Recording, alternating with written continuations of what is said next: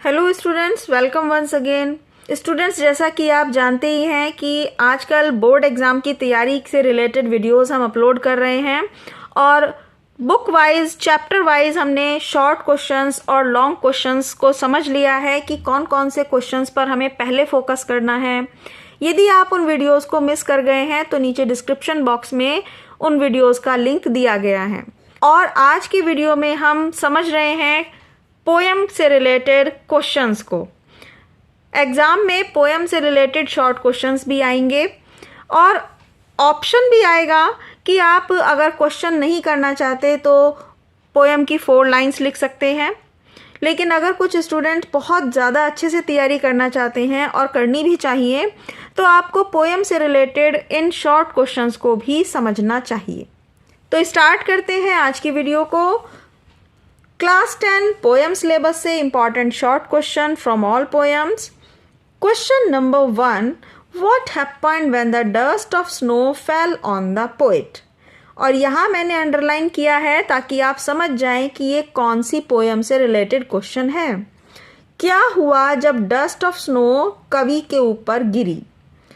तो ये क्वेश्चन ज़रूर याद करें और ये पोएम तो मोस्ट इम्पॉर्टेंट है, सबसे ज़्यादा इम्पॉर्टेंट है। इस पोएम को बिल्कुल नहीं छोड़िएगा, इस पोएम को डीपली स्टडी कीजिए, इसके स्टेंजा क्वेश्चन आंसर को, सेंट्रल आइडिया को, हर तरीके से इसे तैयार कीजिए। सेकंड है, how does the poet observe nature in the poem. ये भी डस्ट ऑफ स्नो से लिया गया क्वेश्चन है जो कि बहुत इंपॉर्टेंट है। पहले क्वेश्चन में पूछा गया है कि डस्ट ऑफ स्नो गिरने पर क्या हुआ और सेकंड में बता रहे हैं कि भाई डस्ट ऑफ स्नो को कवि ने किस तरह से माना है कि अगर उसके ऊपर डस्ट ऑफ स्नो गिर गई है तो क्या हुआ, क्या फ़र्क पड़ा इस चीज़ से। तो लगभग सिमिलर आंसर इनके अंदर आना है, केवल ये लैंग्वेज चेंज हो जाने से स्टूडेंट्स कंफ्यूज हो जाते हैं।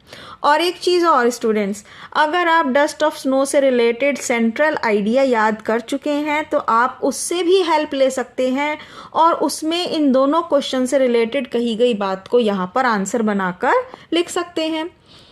थर्ड है, why does the poet hold with those who favour fire.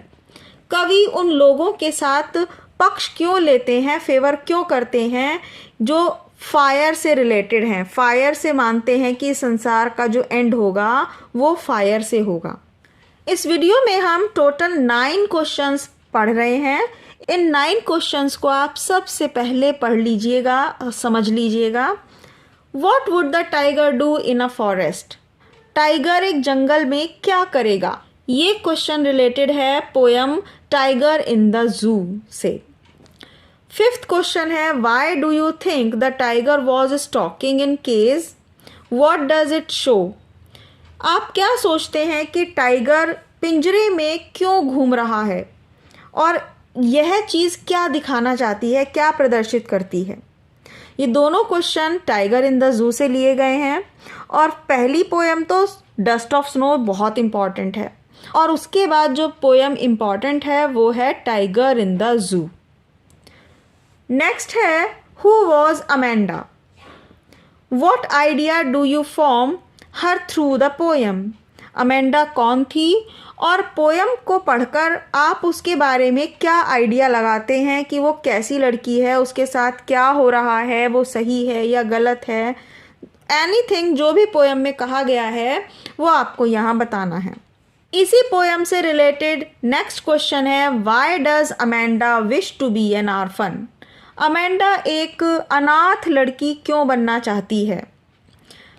यहाँ पर पूछा गया है ऑर्फन और स्टूडेंट याद रखिएगा, हो सकता है यहाँ ऑर्फन की जगह रुपेंजल लिखा हुआ आ जाए कि अमेंडा रुपेंजल क्यों बनना चाहती है। बात एक ही आएगी, अमेंडा ऑर्फन या रुपेंजल इसीलिए बनना चाहती है क्योंकि उसको घर में बहुत ज़्यादा इंस्ट्रक्शंस दी जाती हैं। उसकी मदर उसको बार बार कुछ ना कुछ कहे जा रही हैं, को कभी किसी चीज़ के लिए मना करती हैं और कभी कुछ और काम करने के लिए कहती हैं जिसको वो पसंद नहीं करती। तो इसीलिए वो एक ऑर्फन बनना चाहती है या रुपेंजल बनना चाहती है।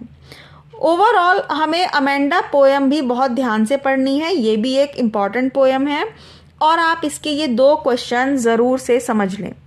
और लास्ट 2 इम्पॉर्टेंट क्वेश्चंस हैं। Why does the poet like animals? Poet animals को क्यों पसंद करते हैं? ये क्वेश्चन है एनिमल पोएम से। Where are the trees in the poem? Poem में पेड़ कहाँ हैं? What do their roots, their leaves and their twigs do? उनकी जड़ें, उनकी पत्तियाँ, उनकी टहनियाँ क्या करती हैं? ये क्वेश्चन है ट्रीज पोएम से। नेक्स्ट वीडियो में हम इम्पॉर्टेंट सेंट्रल आइडिया को डिस्कस करते हैं। तो स्टूडेंट्स, ये थे 9 इम्पॉर्टेंट क्वेश्चन पोएम के सिलेबस से रिलेटेड। सबसे पहले आप इन्हें ज़रूर याद करें। आई होप आपने इस वीडियो को लाइक कर दिया होगा और फर्स्ट टाइम इस चैनल पर हैं तो चैनल सब्सक्राइब कर लिया होगा। Thank you so much.